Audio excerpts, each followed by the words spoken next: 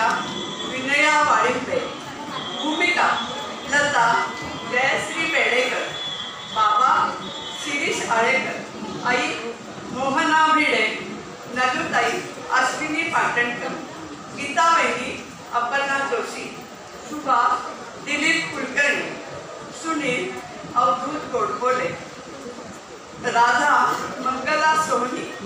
पोलीसच्या भूमिकेत ACP श्री अवधूत गोडबोले आणि महिला पोलीस सौ विनया वाळिंबे आणि सौ मंगला सोहनी. संगीत व स्टेज सजावट अलकनंदा भालू. संगीत सहाय्य जया गोखले. अत्यंत आनंदाने सादर करीत आहे रिडेव्हलपमेंट.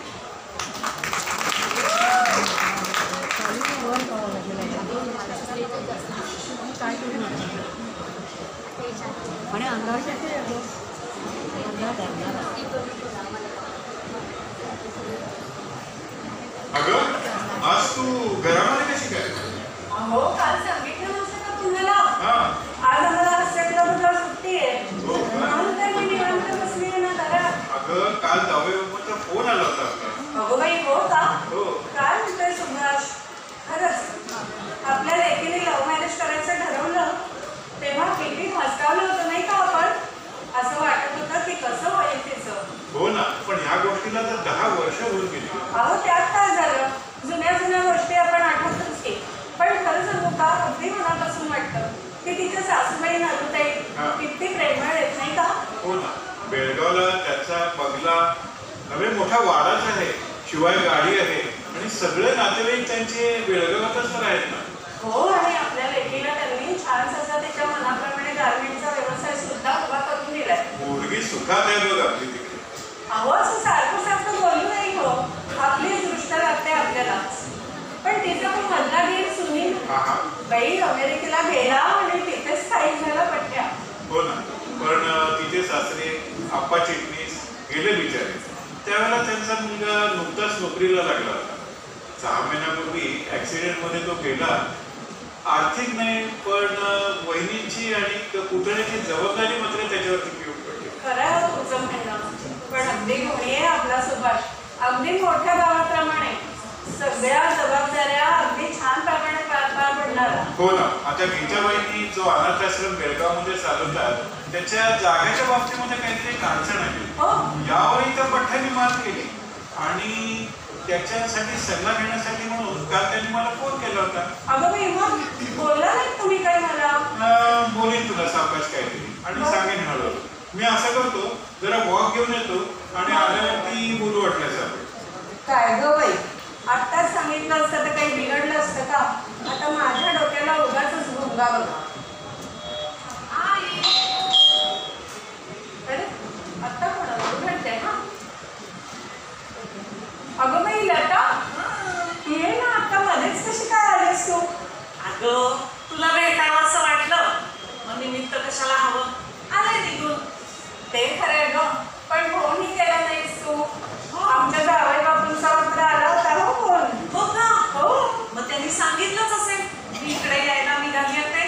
नाही ग बाई, ते काही बोलले नाहीत मला. फोन तुझ्या बाबांना आला होता. हो का? बरं ते जाऊ दे, प्रवास करून आलीस, बस चहा घेऊन येते तुझ्यासाठी. हो हो, बरोबरच आहे का बाई.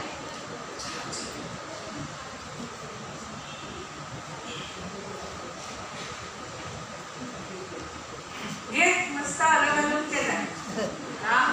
असं छान आला बाई.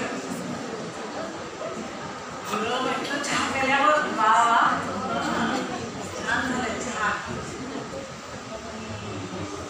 अगं मला जसं काही माहीत असलं का, सगळ्या स्वयंपाक आज तुझ्या मनाप्रमाणे केलाय बघ. अरे आता बाबा आले की जेवायला बसूया मग. हो चालेल चालेल. पण आई बस नाही. काय ग? मला ना तुझ्याशी थोडंसं बोलायचंय ग. बरं बोल ना. अगं आता असं बोल, आपला अनिल आहे ना, तो आता 4थी 5वीच आहे आणि बेळगावात ना कानडी भाषा सक्तीची केली. हो. आणि आता मला अशी भीती वाटते की आता मुलं मराठी विसरून जातील का काय. तर त्यांची इथं काही सोय होतीये का बघ मराठीची शिक्षणाची. मला बाई नाही त्यांना कानडी माध्यमातून शिकवायचं. अगं बाई, कानडीतून शिक्षण शाळेत आहे ना. मग घरात तर तुम्ही लोक मराठीच बोलता. आणि मला असं वाटतं की कानडी काय एवढं वाईट आहे गं. अनायसे मुलांना नवीन भाषाही येईल आणि विषय तर येतीलच ना. हो, आता अनिली 4थी आणि सरिता 2रीत आहे. हो. आणि मला कानडी येत नाही म्हटल्यानंतर दोघंही त्यांच्या बाबांशी कानडीतून गुलू गुलू गुलू गुलू गोष्टी करत असतात. आणि माझ्याकडे बघून किती किती हसतात ग. अगं बाई, म्हणून बिघडला वाटतं पापड मोडलेला दिसतोय. अगं पण सुभाष जरी मराठीत घरात बोलत असला तरी सुद्धा तो बेळगावात वाढलाय की नाही. तो त्याचे नातेवाईक मित्रमंडळी सगळे तिथेच तर राहतात. खरं सांगते तुला, तू आणि सुभाष दोघं जण व्यवस्थित विचार करून निर्णय घ्या. आणि मोठ्या म्हणजे आधी बाबांशी बोला. मला विचारशील तर मला बिलकुल पटत नाहीये तुझा हा मराठीचा आणि पुण्यात राहायचा हट्ट. आई, आता असं बघ, मी बेळगावात 10 वर्ष राहिले. घराबाहेर पडलं की कानडीत बोलायचं, घराबाहेर पडलं की कानडीत बोलायचं. मला बेटा कंटाळा आहे मग. अगं, लग्नाने केलंस ना तू. मग आणि तेव्हा तर नाही, सुभाष आपला किती चांगला आहे. सगळं तुझ्या मनाप्रमाणे वागतो. शिवाय घरात सुद्धा तुला काय हवं नको ते तो बघतो. आणि तू वेळ घालवायचा म्हणशील तर तुला तुझं शिवणकाम, विणकाम, भरतकाम सगळं आहेच की. हे सांगितलं होतंस की नाही तुम्हाला लग्नाच्या दिवशी आधी. तेव्हा तर अगदी मारे तोऱ्यात म्हणाली होतीस, माझं आणि सुभाषचं लग्न लावून द्या. अगदी जगात कुठेही राहायची माझी तयारी आहे म्हणून. पण आता काय झालंय बाळा. अगं, आता तुमचंही वय होतंय का नाही. मग आपला हा बंगला मोठा आहे, तर आपण तो रिडेव्हलप करून घेऊया. आणि खालच्या मजल्यावर तुम्ही राहा, वरच्या मजल्यावर आम्ही राहू. तुम्हालाही सोबत होईल, माझ्या मुलांचंही शिक्षण मराठीत होईल. अगं, असं काय करू. अगं लता, तू कधी आलीस? बाबा, हा, राहू दे. बेळगावून निघालीस, काही निरोपही दिला नाहीस. कशी आलीस? विमानाने आलीस का उड्डाण आलीस? तुला नाहीतरी उडवलं देण्याची सवय आहेच आहे म्हणा. काय हो बाबा, तुमची आपली नेहमीची चेष्टा सुरू झाली. गप्पा तुम्ही नंतर मारा.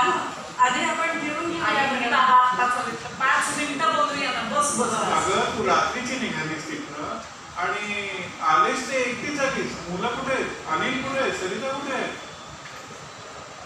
नाही म्हणजे बाबा, हो नाही अगं हो काय नाही काय नक्की काय ते सांग ना मला.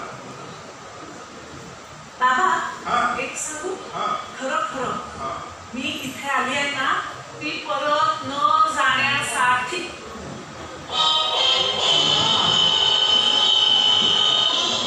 बाप रे, अगं काय बोलतेस काय तू? काय करायचं काय आहे आता. हो बाबा, हा. मला एक गोष्ट सांगा. हा? आपल्या ह्या बंगल्याचं तुम्ही काय करायचं ठरवलंय? काय करायचं म्हणजे काय? हा बंगला मी एका ट्रस्टला देऊन टाकणार आहे. ट्रस्टला? हो. आणि माझं काय? तुला काय कमी आहे? मी तुमच्या बंगल्याची वारस आहे ना तुमच्या नंतर. हो का? मग मला न विचारता तुम्ही ह्या बंगल्याचा हा निर्णय कसा काय घेतला? आता मी लव्ह मॅरेज केलं म्हणून तुम्हाला नकोशी झाली आहे वाटतं. लता, वाटेल ते काय बोलतेस बाबांना. अगं, त्यांचा किती जीव आहे तुझ्यावर. काही घडलं का बाळा घरात. नाही काय, मला भेटावं असं वाटलं आणि मैत्रिणींचाही फोन आला, पिकनिक ठरवली, येशील का बघ म्हणून यायचं ठरवलं आणि आले. सुभाषचा परवा फोन आला होता मला, बोलत होता माझ्याशी, पण काही बोलला देखील ते एकत्र. काहीतरी वेगळंच कारण आहे असं मला वाटायला लागले. अगं, तुझ्या मैत्रिणींचा फोन इथे पण आला. इथे पण त्यांनी पिकनिक ठरवली. तू असं कर, तू तिच्याबरोबर जरा पिकनिकला जाऊन ये, म्हणजे तुझं थोडंसं डोकं शांत होईल. बरं, उद्या त्यांना फोन करते, भेटून येते, मग ठरवते जायचं काय ते. चला आता जेवून घेऊया. तू आता काही बोल नकोस तिला, आपण नंतर बघू काय करायचं. हो, पण ती असं कसं बोलली तुम्हाला. काहीतरी मोठं आणि बिनसलेलं, तुम्ही काही बोलला नाही तिला. काहीतरी मोठं बिनसलेलं दिसते बघ तिच्याकडे. मी काहीतरी लपवतीये असं हो, वाटतंय. ती ती आपण आपल्याला काही सांगतेय का ते एकदा आपण बघू. समजा नाही झालं तर मग तिला विचार करायला थोडासा वेळ देऊ आणि नंतर ती काय सांगते ते ऐकून घेऊ. चालेल. बोलू आपण सकाळी. चला जेवून घेऊ.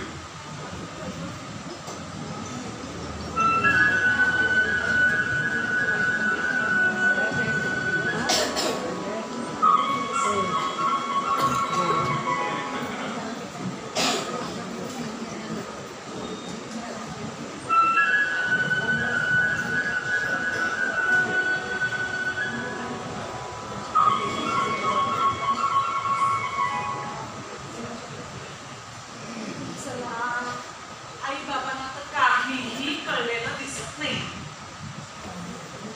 आता त्यांच्याशी मला वाटतं संध्याकाळी काय ते स्पष्ट बोलून घ्यावं. हा, आत्ता आधी मैत्रिणींना भेटून या, मग बघू. आई काय मी गं? आशा उषा सगळ्यांना भेटून येते का जरा? बर बर, कधी येशील? जेवायला येशील ना? नाही, दुपारीच येईल. घरी वेळेवर जेवून घ्या. माझी काळजी अजिबात करू नका. हॅलो. हा सुभाष. अरे कुठंतरी ती मैत्रिणींच्या बरोबर गेली. सकाळपासूनच गेली आहे. येते येते म्हणाली पण अजून काही ती आलेली दिसत नाहीये. बघू आता काय किती वाजता येते ते कळेल. मग तिला काही बोलू नका असं म्हणलं, हा. पण खूप काळजी वाटते हो. अगं आता एवढ्या दिवसांनी मैत्रिणींच्या बरोबर गेली आहे तर केव्हा तरी येईल ती. आली की आपण विचारू तिला. हो. अडीचही वाजत वेळेला येईल बघा. येईलच माझ्या हाताने अर्धा पाऊण तासात.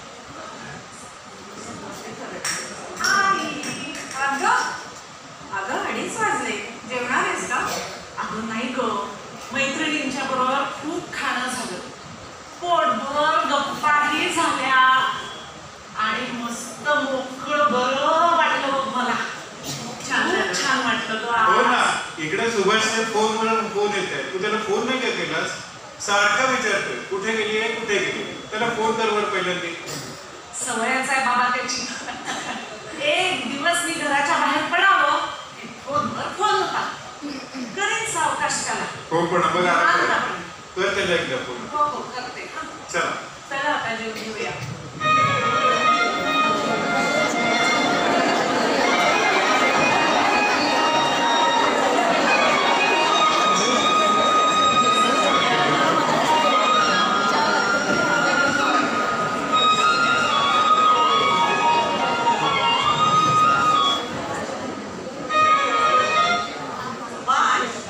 मला जरा तुझ्याशी बोलायचंय. हो बोल ना राणी. अरे मला सांग, काल तू घरात नसताना लता आजी अचानक पुण्याला का निघून गेली? कधी न भांडणारे नवरा बायको तुम्ही, काल असं काय मोठं वादळ आलं होतं? सकाळी काही झालं होतं का तुमचं? माझ्याशी तर काही बोलली नाही. आई, सकाळी मी ऑफिसला जाण्यापूर्वी काही विशेष बोलणं असं काही झालं नव्हतं. पण मी ऑफिसला गेल्यानंतर इथे काही विशेष घडलं होतं का गं? मग लग्न झाल्यापासून गेल्या 10 वर्षात लता असं कधीच वागली नव्हती. मग आत्ता कसं काय बरं? विशेष असं काही नाही. मुलं दुपारी शाळेतून आली आणि खेळायला गेली. बरं मग हो, काय झालं, लताला काय, मुलं आली शाळेतून नंतर ती मला म्हणली उद्या रविवार आहे, मी मुलांचा अभ्यास घेणार नाही. बस इतकंच. पण मग पुढे काय झालं? अरे तिला एका मैत्रिणीचा फोन आला होता. अनिल आणि सरिता बागेत खेळायला गेली होती. तिने बॅग घेतली आणि मला म्हणाली पुण्याला जाते. तू काल रात्री उशिरा घरात परतालास. मुलं खेळून आली, मी त्यांना जेवायला दिलं, गोष्ट सांगितली आणि मग माझ्याजवळच झोपली. म्हणजे मुलालाही न सांगता गेली की कोणाला? हो ना, मलाही काही समज नसते. सकाळी आज उठल्यावर अनिल सरितांनी मला विचारलं, आजी आई कुठे आहे ग? आता मी काय सांगणार आहे त्यांना? मग काय सांगितलं तू त्यांना? आपल्याला सोडून आई आजी आजोबांकडे गेली, कसं नाही सांगणार मी तिला? तर सांगितलं जात. तिने ना टेक्सटाईल प्रदर्शनात एक स्टॉल लावलेला आहे. तिथेच ती सकाळी लवकर उठून गेली आणि रात्री उशिरा परत येईल. एवढंच बोलले मी, अजून काय बोलणार त्यांच्याशी. बरं मग पुढे काय झालं? मग मी आपलं सांगितलं, तुम्ही आज काकूकडे जा, इथे ताई दादा आहेत, ते तुमचा अभ्यास घेतील. जेवा खेळा निसा काय संध्याकाळी परत या. खरं म्हणजे आज रात्री उशिरा माझं लताशी बोलणं झालं बरं का फोनवर. पण ती नेमकी कशासाठी तिथे गेली आहे ते कारण तिने मलाही काही नाही सांगितलं. मग मी तुला काय सांगणार काय? एक बरं आज फोन केलास तर तिला कारण नक्की विचार. हो विचार. हा आणि नक्की विचार बरं. हो नक्की नक्की विचारतो. झालंय काय ते कळत नाही. सुभाष, आज आपण दोघं जणच घरात जेवाय. कढी खिचडी करू बरं, तुला आवडते अरे तशी. वा वा वा मस्तच की एकदम छान. चल तयारीला लागते. हं? आई, सुभाष, मग काय झालंय घरामध्ये? काय झालं? मला लताचा आत्ता फोन आला होता. ती म्हणली मी पुण्याला पोचतेय आणि बेळगावला कधी म्हणून परत येणार मी. सुभाष, तू काही भांडलास का तिच्याशी? मी कसा म्हणले? मी भांडतो का कधी? आई, मी काही बोलणार का? मग काय झालंय काय घरामध्ये? अगं बाई, काय सांगतेस तू हे? सुभाष, काय झालंय रे? अरे नाही माझं काही नाही. आणि लता का आणि कधी पुण्याला गेली? मला तर काहीच कळलं नाही. काल रात्री लताचं आणि माझं फोनवर बोलणं झालं बरं का. पण विशेष असं काही ती काल नाही बोलली माझ्याशी, हे मात्र खरं. अरे पण लता अशी अचानक निघून गेली. तिला तिचे आई वडील बरे. अरे काय झाले ते नीट सांग रे मला. सांगतो. हे बघ आई, मध्यंतरी मी लताशी बोललो होतो की माझ्या शाळकरी वयामध्येच माझे आप्पा गेले. हो. आणि त्यामुळे सुभाष, हे तर लताला माहितीच होतं. पुण्याला जाण्याशी काय संबंध आहे याचा? हो ना. कोकणातल्या जमिनीचा कोर्टात त्यावेळी वाद चालू होता की आणि तर त्याच्यावरचा काही सोडला. पण यांच्या चुलत भावांनी यांच्याकडे पैसे मागितले आणि कर्ज काढून त्याला पैशाची मदत केली ती. पण त्यावेळी बाबांच्या ऑफिसमध्ये पैसे खाल्ल्याचा त्यांच्यावर आला होता. त्या धक्क्यानेच माझे बाबा गेल्याचं मला आठवतं. नाही सुभाष, ते काहीही खरं नव्हतं. आणि साहेबांनी स्वतःची सुटका करून घेण्यासाठी त्यांच्यावर हार घेतला. लहान होता म्हणून आम्ही तुम्हाला का अशी बोललो नव्हतो रे. आणि तेव्हा सुभाष, तू सुनीलला इतका रडला होतास आणि तेव्हापासून सुनीलनी अभ्यासात आपलं सगळं लक्ष केंद्रित केलं. हो ग, सुनील ना मुळातच अबोल आणि हुशार बरं का. तो अभ्यास करत गेला, त्याला स्कॉलरशिप मिळाली आणि मग त्याने अमेरिकेला जायचं ठरवलं. ही बरोबर आहे. आणि आप्पांनी पैसे खाल्ल्याचं कोर्टात काही सिद्ध झालं नाही बरं का. पण आप्पांचं सगळं कर्ज सुधीरने सगळ्याच परत केलं होतं. हे सुधीरने लग्नाआधीच मला सांगितलं होतं बरं का. हो ग, हे आपण तिला सांगितलं होतं. तिच्या घरच्यांना सगळी कल्पना दिली होती. पण मग आता काय त्याचं? मी अनाथ आश्रमात वाढले, त्यामुळे सुधीर तिथे मला बघायला आला, मला मागणी घातली, आमचं लग्न झालं. तेव्हा आश्रमातल्या सगळ्यांना किती आनंद झाला होता की नाही. हो, तू म्हणतेस ते अगदी खरं खरं. सुधीर ना छान B.Com झाला, चांगल्या मार्केट. त्यावेळी ठीक आहे, हुशार असल्यामुळे त्याला नोकरी लागली. आणि मग त्यावेळी मी त्याला जायचं होतं अमेरिकेला. मग मी त्यांच्या लग्नाची घालते. खरंच म्हणून सोनीच्या लग्नाची गडबड केलीस ना त्यावेळेला. थोडीशी शंका आहे.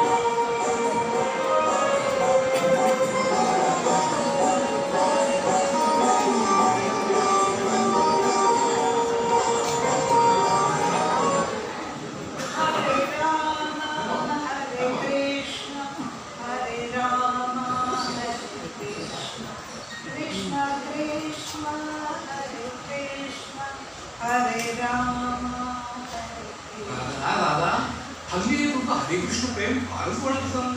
काय सांगतो सुधीर?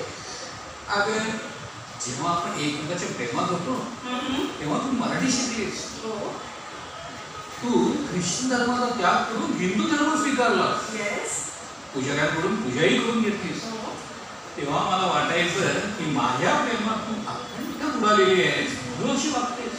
अरे सुनील, मी तर तेव्हा पण तुझ्या प्रेमात होते आणि आताही तुझ्या प्रेमात आहे.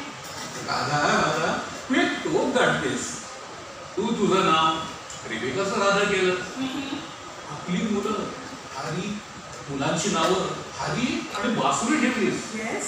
बासुरी खाली असताना सुभाषच्या लग्नासाठी आपण भारतात गेलो होतो, आठवतंय ना? Yes, I remember. त्यावेळेस सासू मॉम तर माझ्यावर खूप खुश होत्या आणि मी तर इथून जाताना खूप साऱ्या गिफ्ट्स सुभाषची बायको लता तिच्यासाठी घेऊन गेले होते. आणि मोठ्या गीताबाईंनी त्यांनी तर माझं फार फार प्रेमाने वेलकम केलं होतं. आणि आपल्या मुलांसाठी तर इंडियन स्टाईलवर कपडे पण घेऊन दिले होते. राधा झालीस तू परत सुरू. सासू मॉमनी तर आपल्या मुलांसाठी स्मॉल स्मॉल गोल्ड चेन्स करून दिल्या होत्या. मला तर खूप म्हणजे खूप खूप आवडलं इंडिया. सुनील, आपण परत केव्हा जायचं इंडियामध्ये सासू मॉमनं भेटायला? सासू मॉम नव्हे ग, तू सासूबाई म्हण, मॉम म्हण. मला वाटलं होतं की आपल्या लग्नानंतर तुझं एक इंडियाचं प्रेम हळूहळू कमी होईल, पण ते दिवसेंदिवस वाढतच चाललंय. Yes, you are right. खरंच आहे ते. तू आपली मुलं हरी आणि बासुरी दोघांनी त्याच इंडियन कल्चरमध्ये वाढवली आहेस. मला तर हे फार मोठं आश्चर्य वाटतो. तुम्ही हे काय म्हणतोस रे? तू सुद्धा त्याच कल्चरमध्ये वाढलास ना? राधा, याला कारण माझा सुधीर दादा. सुधीर दादा फार प्रेमळ होता. बरं. गीताबाईंनी अनाथ आश्रमात वाढल्या. हो. सुधीर दादाने त्यांच्याशी लग्न केलं आणि नंतर त्यांच्या मदतीकरता तो आश्रमातही जाऊ लागला. काय सांगतोस तू सुनील? अगं पुढे त्यांना मूल झालं नाही म्हणून त्यांनी आश्रमातली 2 मुलं दत्तक घेतली. दत्तक? व्हॉट इज दत्तक? राधा, दत्तक मीन्स अडॉप्शन. हे एवढंच झालं नाही, पण पुढं जेव्हा सुभाषचं लग्न झालं तेव्हा ती दोघं आश्रमामध्येच राहायला गेली आणि तुझ्या सासूबाईंना, माझ्या आईनं ऑब्जेक्शन घेतलं नाही. How sweet of her. Are you feeling bad about it? तुला याची खंत वाटते आहे काय? नाही, नॉट ॲट ऑल. पण काय? माझा सुधीर दादाच राहिला नाही. हा, मध्यंतरी ऍक्सिडेंट मध्ये माझा सुधीर दादा गेला आणि तेव्हा असं मला वाटायला आलं की माझा इंडियाशी सर्व संबंधच संपलाय. मला नाही जावं असं वाटत तिथं. आणि त्यातच आता सुभाषने देखील. व्हॉट डिड सुभाष से? काय म्हणाला सुभाष? विचार होतीस ना की परवा फोन कुणाचा होता आणि कशासाठी? तर तो फोन सुभाषचा होता. व्हॉट डिड ही से? सुभाष सांगत होता की गीताबाईंनी आश्रमाची जी जागा वापरतात ना ती जागा त्या मूळ माणसाला परत आली आहे आणि त्यामुळे आता त्याच्या पुढे मोठा प्रश्न आहे की त्या सर्व अनाथ मुलाला घेऊन जाणार कुठे? But our Begum house is so big. Lot of places there. Why can't they accommodate there?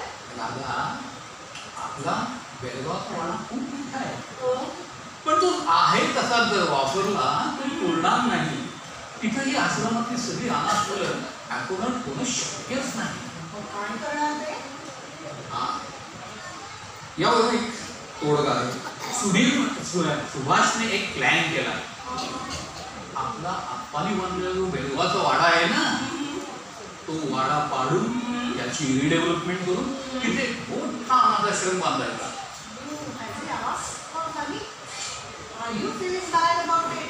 त्याने तुझ्याकडे पैसे मागितलेत का? नाही, पैशाचा प्रश्न नाही.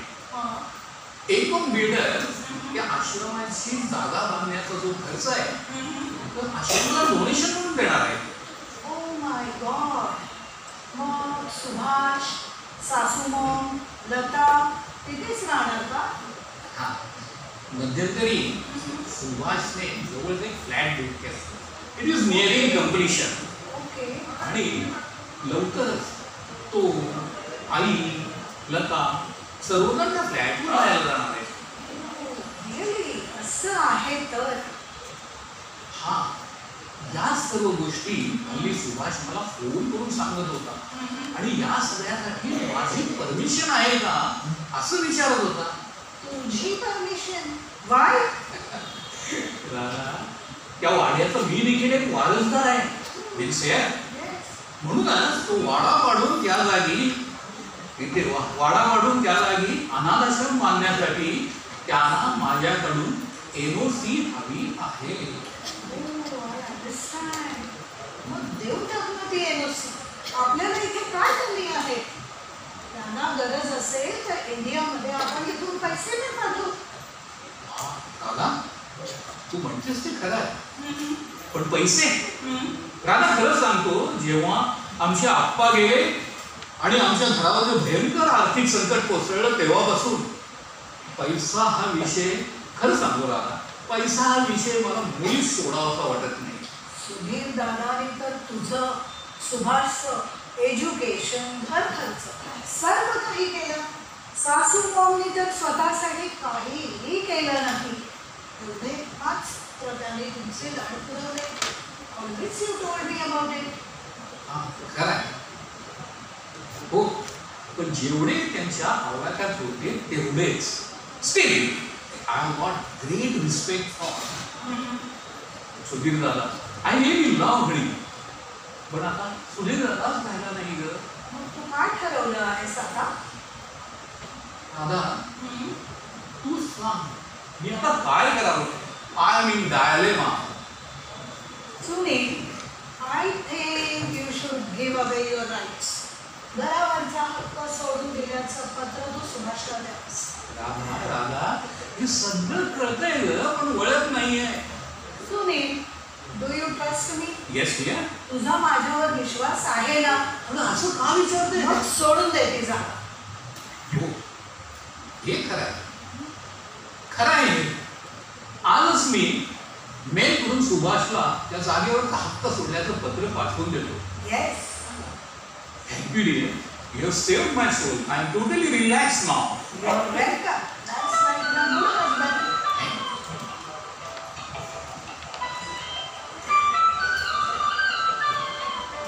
आणि गीता वहिनी, तुम्ही मला विचारत होता की लता अचानक पुण्याला का गेली. मी तर तुम्हाला आत्ता सांगतो, पण तुम्ही रागवायचं नाही बरं का अजिबात, आणि वाईट वाटून द्यायचं नाही. मी जेव्हा लताला म्हणालो ना की आपण वेगळं घर करून राहू, मी आणि आई आणि तू, आपण तिघं वेगळं राहूया, त्यावेळेला तिला किती आनंद झाला होता, हो की नाही आई? पण मग रे, आता कधी अशी रागावून गेली? आणि गीता तर म्हणते ती परत कधीही येणार नाही. आई. तिचे आईवडील काय म्हणतील रे आपल्याला? आई, तू तिकडे नको लक्ष देऊ. तुला माहिती आहे ना लताचा स्वभाव कसा आहे. तो जे क्षणात रागवते आणि क्षणात शांती होते. मी वहिनीशी बोललो आणि त्यांना सांगितलं की आपण वेगळं घर करायला लता तयार झाली म्हणून. त्यावेळेला तुमच्याशी बोलून घेतल्यानंतर मी 2-3 बिल्डर लोकांच्या गाठीभेटी घेऊन आलो बरं का. आणि महत्वाचं म्हणजे त्यातले 2 बिल्डर आपल्या आश्रमासाठी देणगी म्हणून बिल्डिंग बनवून द्यायला तयार झाले. अरे वा, छानच झालं की मग. पण सुभाष, लता जर आता म्हणाली की पुण्यातच राहणार, काय करायचं? वहिनी, तुम्ही तिची चिंता नका करू. हे बघा, तिच्या वडिलांना मी सगळी कल्पना दिलेली आहे. हो, त्यांना आपला प्लॅन तर इतका आवडला ना की बस. आणि माझं ते इतकं कौतुक करत होतं ते. लाडका जावई ना. पण एक झालं मात्र, लताचा जेव्हा फोन झाला ना तेव्हा ती एक वाक्य म्हणाली की तिच्या मैत्रिणीने तिला सांगितलंय की तुझाही त्याच्यावर वारसदार म्हणून हक्क आहे. पण मग सुभाष, हे बरोबरच आहे. अहो वहिनी, आई, तुम्हाला तर माहिती आहे वारसदार म्हणून हक्का शोधायला मी तर तयारच होतो, पण आता सुनीलही तयार झाला बरं का. तेव्हा राधाने त्याला सांगितलं की इंडियात गेल्यावर आपल्याला वेगळा घर कशाला पाहिजे. सुभाषचं घर आहे, गीता वहिनी आहे, मग आपण तिथे राहू शकतो ना. मला ते पटलं आणि तो LOC द्यायला तयार झाला. बरं झालं. पण अरे आता लताचं काय, ती काशी रागावून गेली आहे. असू दे गाडी.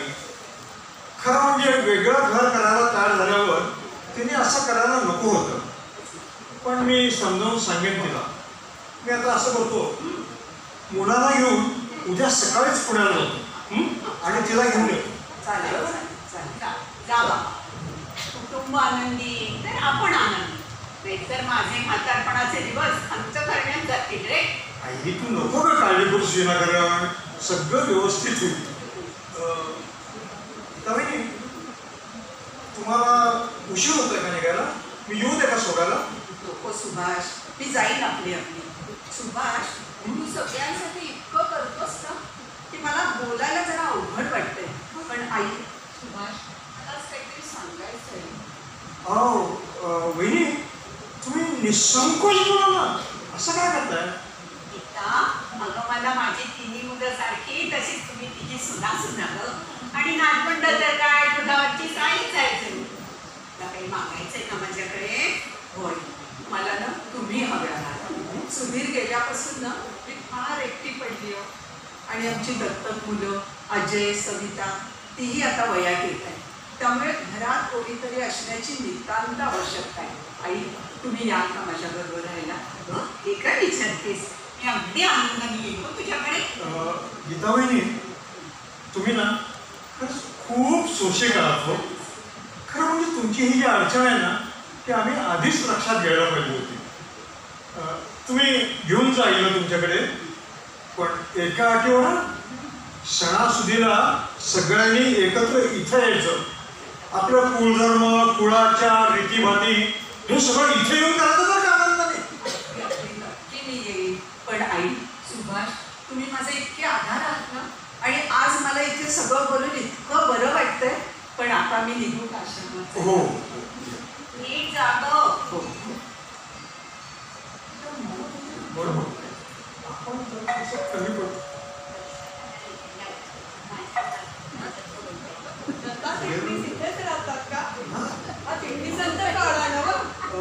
हो हो, हा चिटणीसांचाच वाडा आहे. पण आपण काय झालं काय? लता चिटणीसांना आम्ही चौकशीसाठी पोलीस चौकीत न्यायला आलोय. अहो, त्या लता चिटणीस काल एका बिल्डरला भेटायला गेल्या होत्या कडे. आणि बिल्डरला भेटणाऱ्या शेवटचे गिऱ्हाईक होत्या. फुलाला गेलो त्या बिल्डरचा. हो, म्हणून आमच्या साहेबांनी वर हुकूम काढलाय, त्यांना चौकशीसाठी पोलीस चौकीत आणा.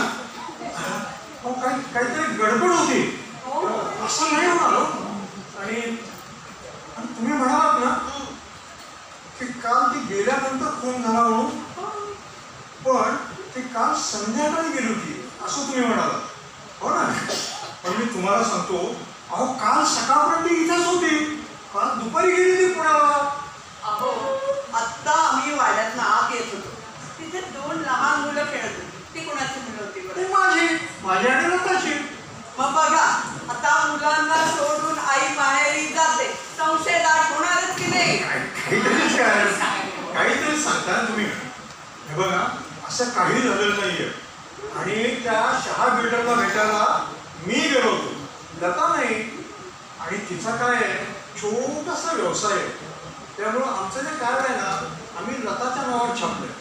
मी ते कार्ड सुद्धा तिथं दिलं होतं, त्यामुळे कदाचित तुम्हाला तसं वाटलं असेल. म्हणजे बिल्डर भेटायला तुम्ही गेला? मीच गेलो होतो. मग आता चौकशीसाठी तुम्हाला यावं लागतं. जर का आमचे अधिकारी तिथे नसतील, त्यांना यायला जर उशीर झाला तर रात्रभर पोलीस चौकीत राहावं लागेल. चला, तयारी करा. एक 5 मिनिटं. आई, वहिनी, तुम्ही काही काळजी करू नका. आपण काहीही केलेलं नाही.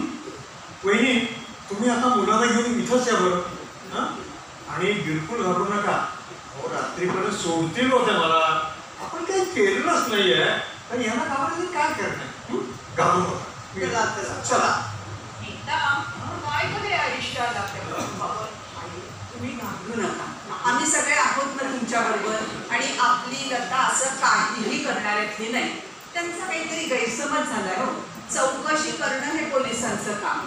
पण आपल्याला सुभाषने काय सांगितलंय, सगळं धीराने घ्यायचं. हा तर मी असं करते, आश्रमात जाते, मुलांना घेऊन इथेच येते, पिठलं भात करते, आपण दोघांना सगळ्यांनी खाऊन घ्यायचा.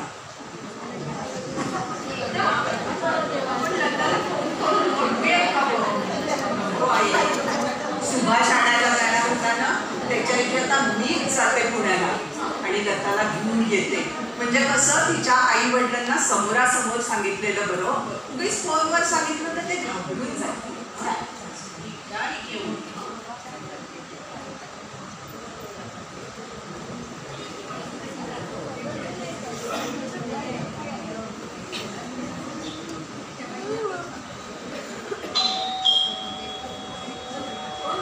अरे गीता वहिनी, तुम्ही या या. सुभाष काल मागेत पडला. त्याला ऍडमिट केले, पण घाबरू नका. बापरे. असं काही लागले नाही. पण मी लताला बेळगावला न्यायला आलेली आहे. जरा हाक मारा. जास्त लागले का? कसं कसं? आले आले गीतावहिनी आले. बघ काय म्हणतात. तुम्ही कसं काय आलात? अच्छा काय झालंय? सांगते. सुभाषला थोडस लागलंय. आपल्याला लगेच बेळगावला निघायचं. किती लागलंय? घाबरू नका. हळवीमुळे काय झालंय काय नक्की सांगा मला. आपण असं टाकू, ओला करू आणि लगेचच वेळ तुम्ही पण येता आमच्यासोबत. मग ओला बुक करते, आपण सगळेच जाऊ. चालेल.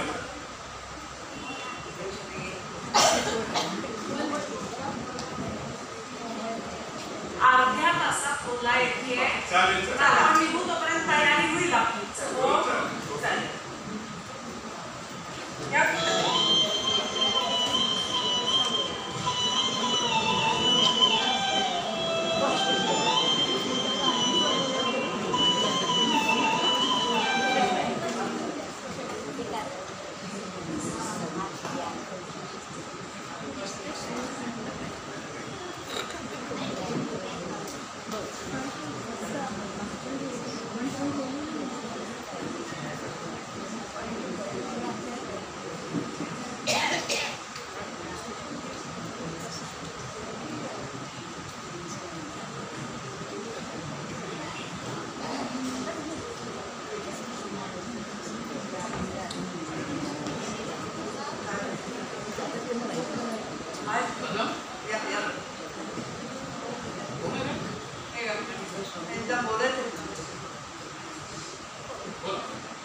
नमस्कार सर. साहेब अहो 2 तास झालं मला इथे येऊन. बरं मग साहेब माझी एक छोटी रिक्वेस्ट होती. बर आज ज्याचा खून झाला असं आपण म्हणालात ना, हा त्याची बॉडी जर मला बघायला मिळेल का? का का सांगतो. कारण मी ज्याला भेटायला गेलो होतो ना, तो होता के. शहा बिल्डर.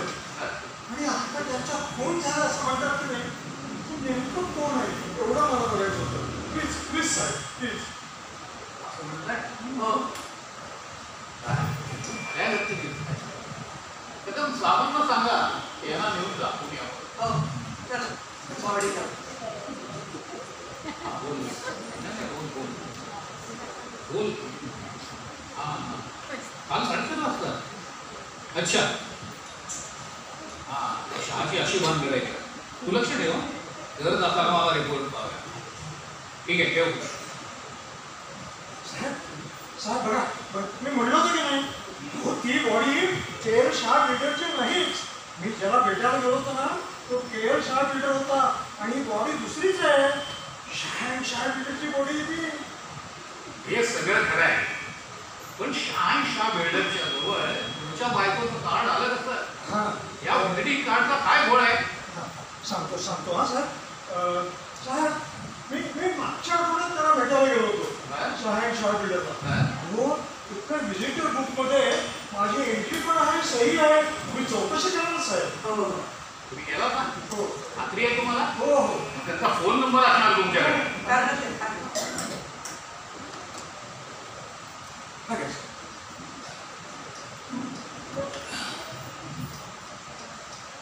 हॅलो, हां शहानशाह रेडर, मी एसीपी क्राईम ब्रांच शिंदे बोलतोय. अरे मीच आहे रे, घाबरू नको. तूच आहेस ना? अरे काल दुपारी 11:30 वाजता हां सुभाष चिटणीस आले ते? नाही रे, आणखी दुसरे कोणते दोन होते, नावं सांग. बरं परवा मागच्या आठवड्यात बघ बरं, काय म्हणतोस? होते? ठीक आहे. ते सगळं रेकॉर्ड मला पाठवून दे. अरे काही नाही रे, रुटीन चौकशी. ठेव. बघा सर, मी म्हटलं की नाही, तो जो बिल्डर होता ना खून झालेला, तो शहानशाह बिल्डर, आणि मी भेटायला गेलो ते शाह बिल्डर. असं आहे काय? बरं झालं ही गोष्ट तुम्ही आमच्या लक्षात आणून दिली. त्यामुळं आमच्या तपासाला एक वेगळी दिशाच मिळाली. आता त्याला असं करा, यांचा जबाब रेकॉर्ड करून घ्या आणि सामान्य सांगा यांना घरी सोडून घ्या. चला साहेब धन्यवाद. आम्ही या. घरी सोडतो आता. चला या. आपल्याला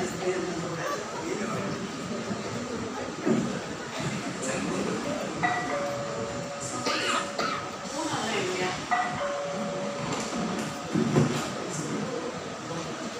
अगं बाई, या या. या.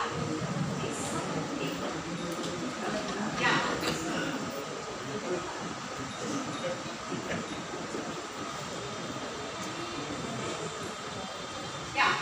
बसा. आई मुलं कुठं दिसत नाहीये. किल्लर जेवण करून झोपली सुद्धा.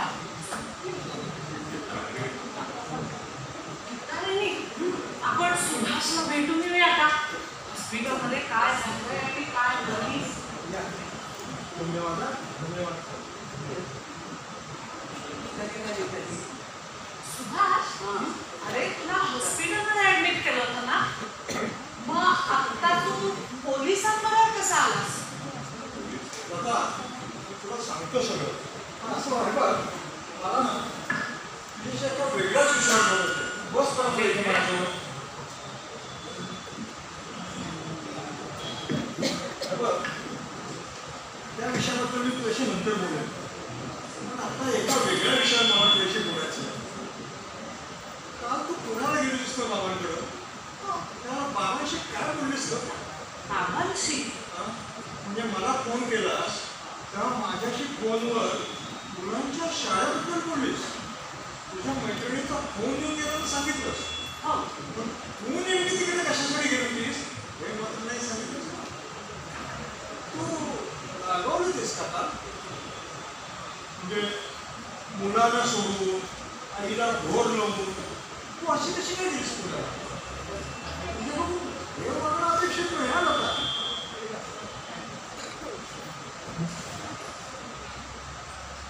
लता, बाळा सुटलीस तू या प्रेमाळ माणसांना ओळखायला.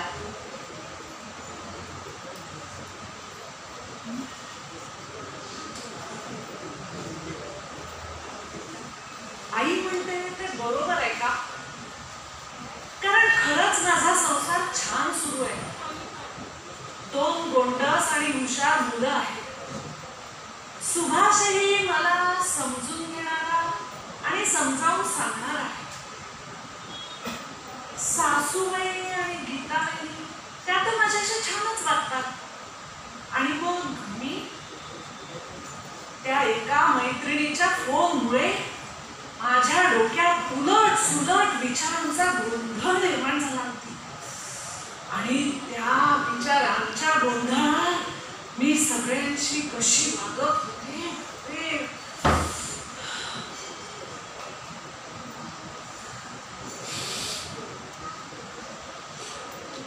सुभाष सॉरी, माझं चुकलं.